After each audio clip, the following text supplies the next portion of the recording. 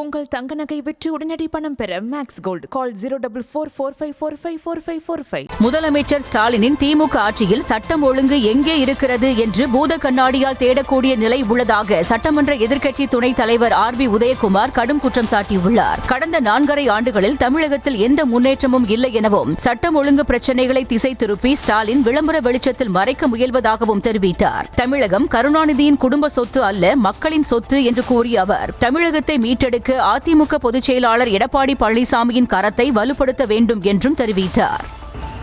பிரச்சனையை தீர்வு காண்பது முக்கியமா அல்லது பிரச்சனையை திசை திருப்பது முக்கியமா அல்லது பிரச்சனையை விளம்பரத்தின் மூலமாக மூடி மறைப்பது முக்கியமா என்று கேட்டால் இன்றைய மக்கள் தீர்ப்பு சொல்வார்கள். பிரச்சனையை விளம்பரத்தால் மூடி மறைக்கிற ஒரு செயல்தான்.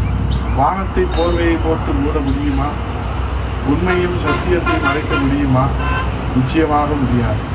ஆகவே சட்டம் ஒழுங்கு சீரழிவும் சட்டம் ஒழுங்கு சந்தி சிரிப்பதும் இன்றைக்கு அதனால் போதைப்பொருள் நடமாட்டத்தால் ஏற்பட்டிருக்கிற இந்த நிலை இன்றைக்கு அமைதி கேள்விக்குறியாக இருக்கிறது. தமிழ்நாட்டினுடைய அமைதி, தமிழ்நாட்டுடைய வளர்ச்சி, தமிழ்நாட்டினுடைய வளம் இன்றைக்கு கேள்விக்குறியாக இருக்கிறது.